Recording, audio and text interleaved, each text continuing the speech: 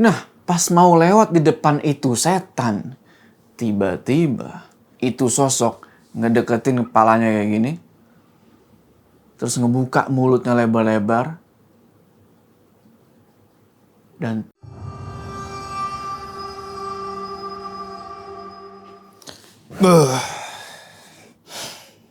2021 udah lewat. Sekarang 2022. Apa yang bakal terjadi di tahun ini? Kita bakal cari tahu.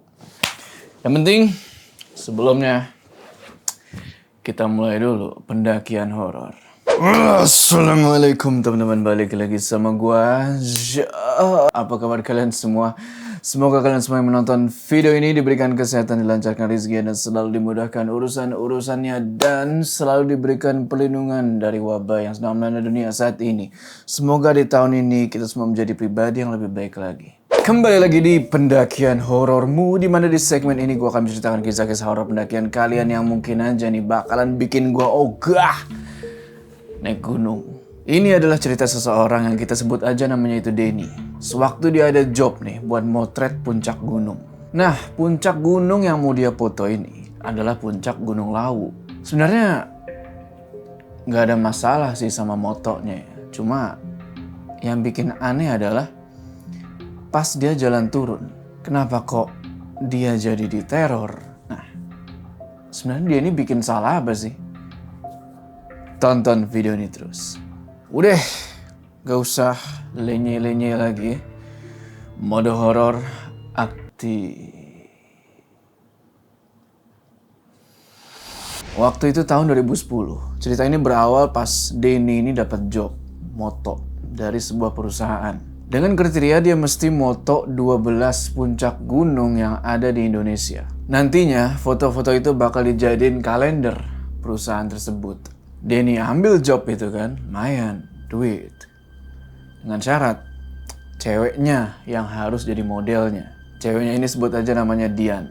Bukannya gimana-gimana ya, karena kan jobnya ini mesti naik gunung. Dan deadline-nya itu 3 bulan. Jadi daripada buang-buang waktu nyari talent lain, apalagi yang stamina-nya mesti kuat kan, karena kan ini naik gunung. Denny minta aja ceweknya yang jadi model. Karena si Dian ini emang seorang pendaki. Singkat cerita, mulailah mereka berangkat tuh. Gunung pertama aman, gunung kedua aman, gunung ketiga aman, sampai di gunung keempat nih, Gunung Lawu. Gunung yang ya cakep sih, cuma buat beberapa pendaki.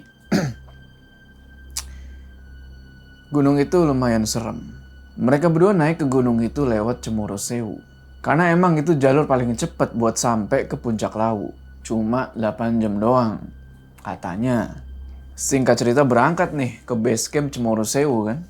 Sampai di base camp itu, biasalah mereka nyiapin perlengkapan, simaksi segala macam. Di situ mereka mutusin buat mulai pendakian itu sore-sore supaya ketemu trek itu malam. Aneh kan? Orang biasanya tuh pengen naik pagi, tapi ya mungkin karena dia ada moto nih, job moto, dia milih buat malam supaya paginya bisa ketemu sunrise. Oke lah, sekitar jam 4 sore dimulai tuh pendakian. Santai, kayak pendakian biasa gitu. Gak kejadian apa-apa. Pos 1 lewat, pos 2 lewat, sampai pos 3 nih. Masih aman, gak ada apa-apa. Cuma abis dari pos 3 ini, jalur mulai curam tuh. Medan itu udah kayak anak tangga dan bikin paha itu istilahnya ngap. Tapi Denny mikir, masih oke lah. Karena malam kan jadi nggak terlalu berasa. Terus jalan dan sampai di tempat yang namanya itu Sendang Derajat. Kira-kira jam 11 malam. Mereka berdua istirahat di situ. Makan malam dan ibadah. Sengaja mereka nggak langsung pergi ke Mbok Yem. Karena pas di base camp tadi tuh, pas mereka lihat buku tamu pendakian, ada banyak yang lagi mendaki hari itu. Jadi kemungkinan nggak bakal tempat nih di Mbok Yem. Bagi kalian yang nggak tahu Mbok Yem ini punya sebuah warung ya di dekat puncak Lawu. Itu termasuk salah satu warung tertinggi di atas gunung. Kalian harus mampir, pecelnya mantep. Nah cuma di sisi lain Denny ini mikir, nggak apa-apa lah. Toh semakin rame gunung, gunungnya jadi nggak serem.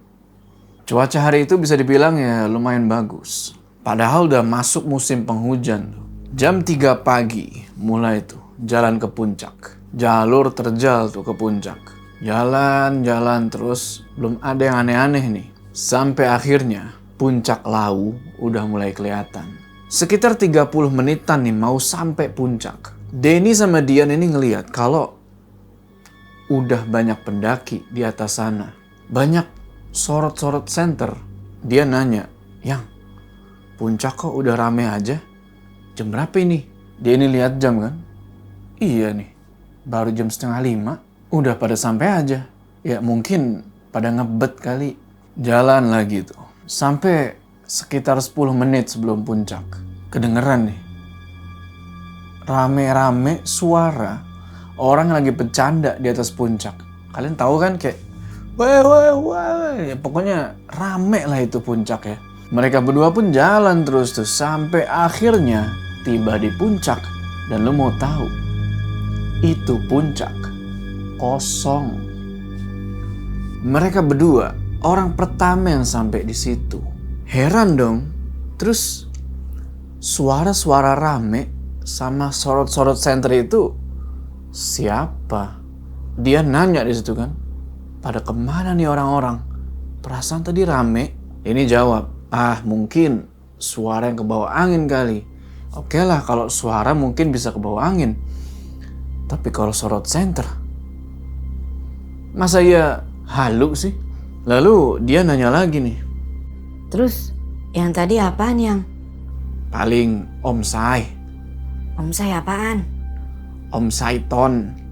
Habis itu Denny ngajak Dian buat nyari posisi. Soalnya bentar lagi mau sunrise nih, mau matahari terbit. Dan Denny nyuruh ceweknya itu buat gak mikirin hal tadi. Singkat cerita matahari pun terbit. Mereka pun foto-foto sebentar. Sampai mereka ini gak sadar kalau di sekeliling mereka itu udah mulai banyak pendaki yang datang.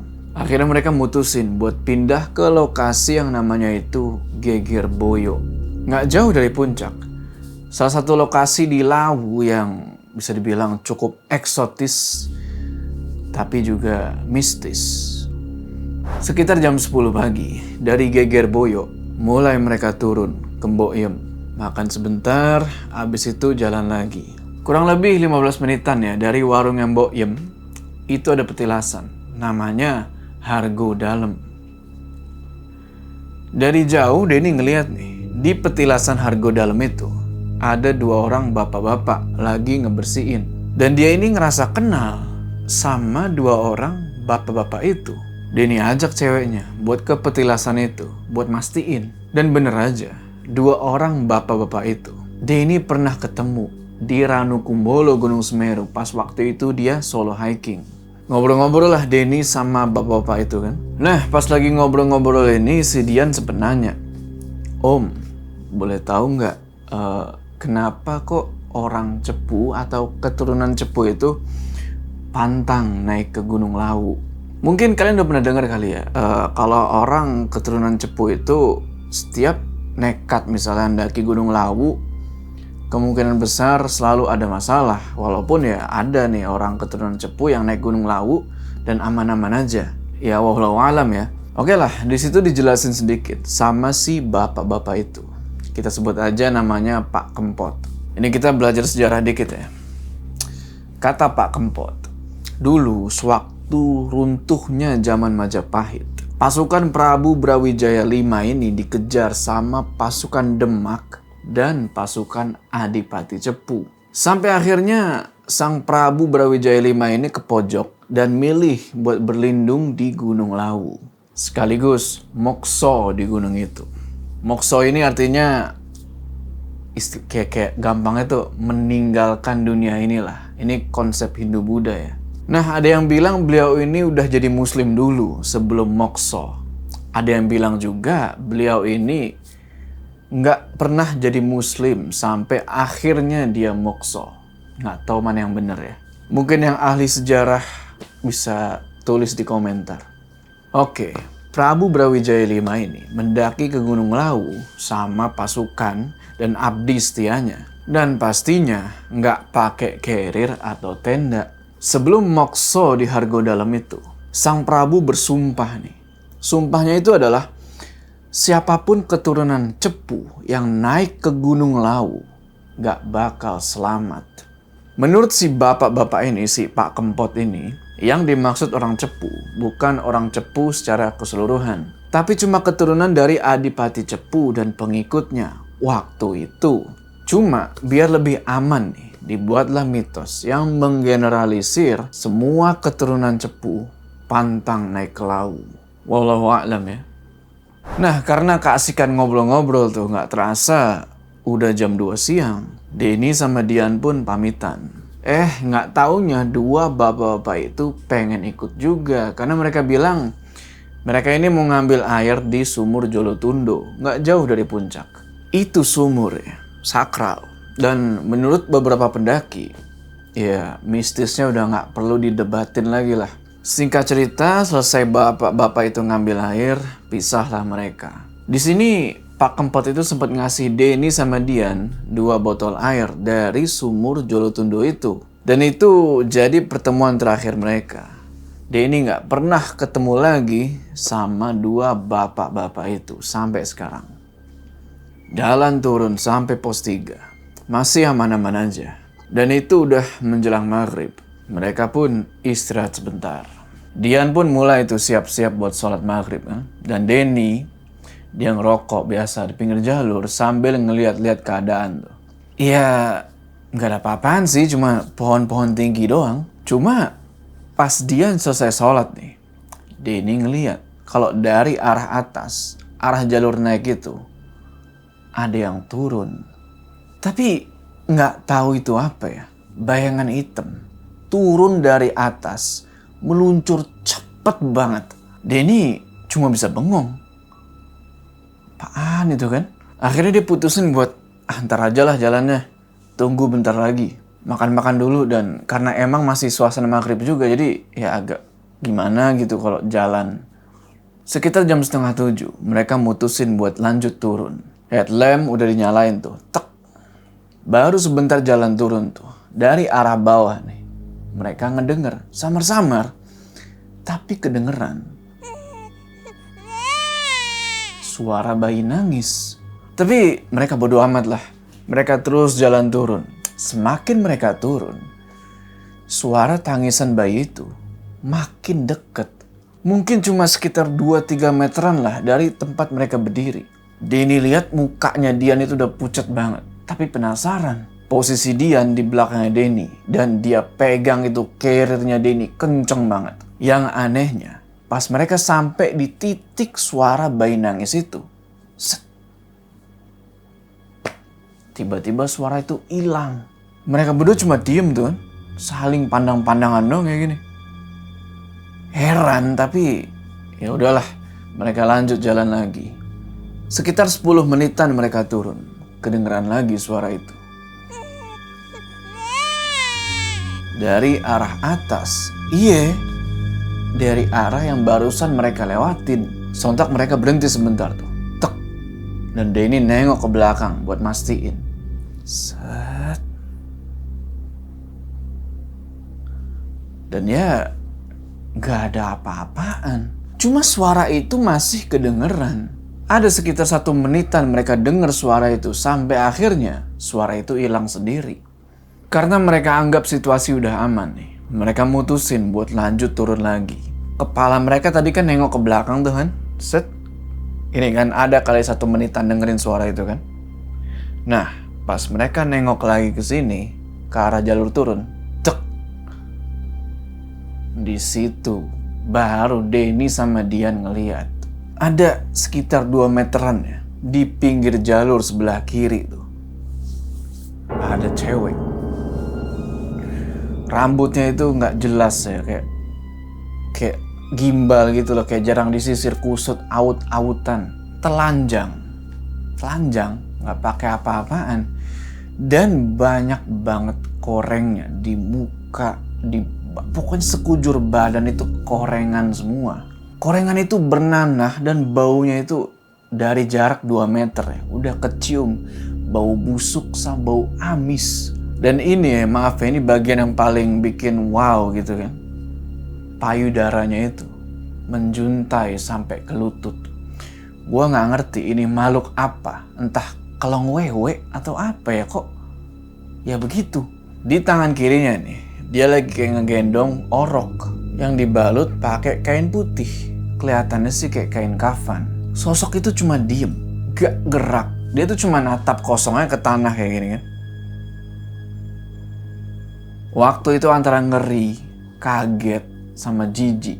Denny coba buat nengok ke belakang tuh, ke Dian buat mastiin keadaannya dia tuh. Dian di situ udah pucet banget dan cuma bisa merem. Tangannya Denny diremes kenceng banget sama dia. Denny bilang, kalau takut jangan dilihat. Iya, ini aku nggak lihat. Aku ngerem. Buruan yang. Merinding semua ini. Denny dalam hati, lah, aku juga sama.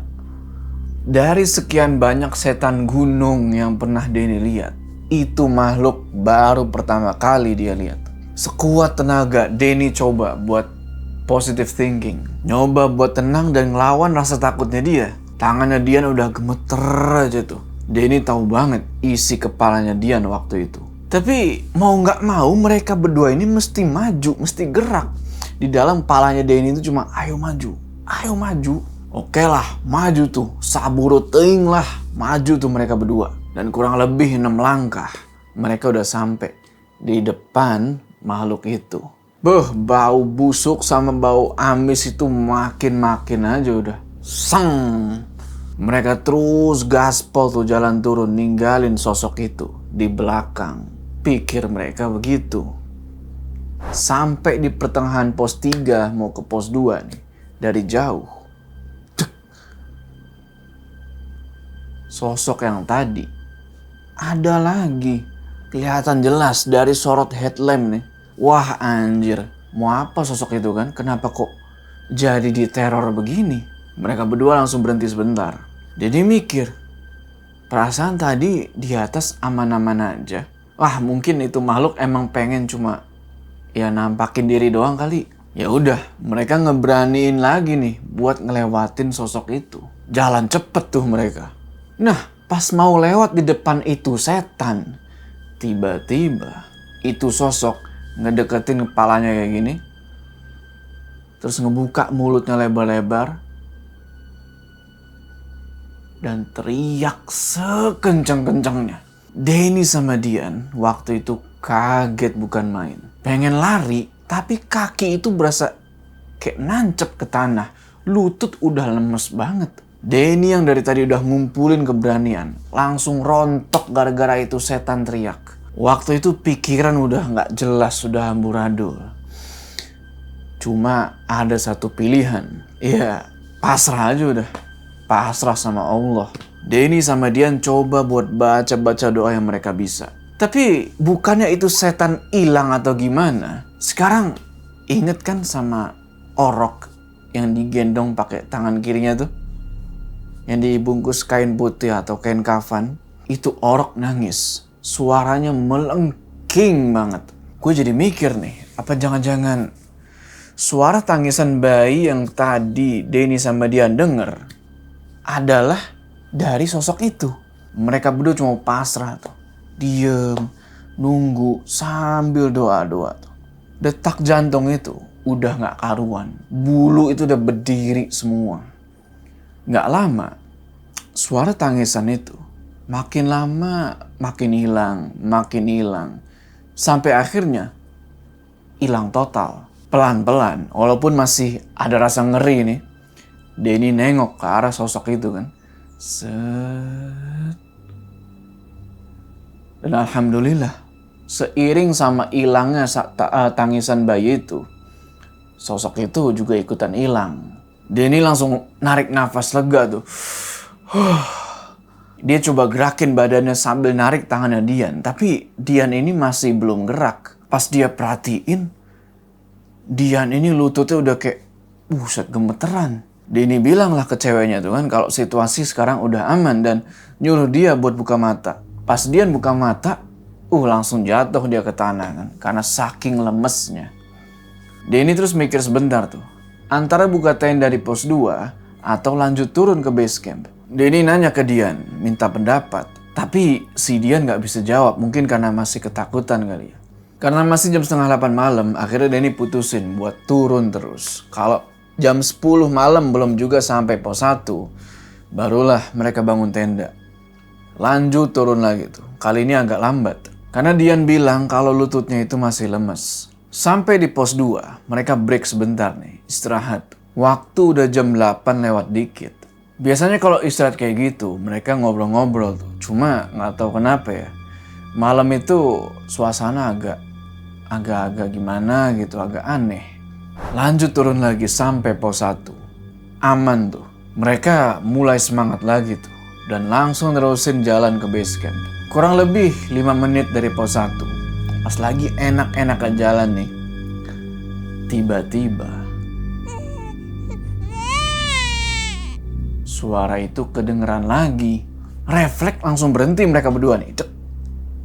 Yang tadinya semangat langsung down lagi dong. Karena di depan mereka, ya kurang lebih 5 meteran lah ya. Itu cewek, ya setan itu muncul lagi. Tangisan orok yang lagi digendongnya itu semakin menjadi-jadi. Nah selanjutnya nih, buat yang gak kuat, mending tutup video ini.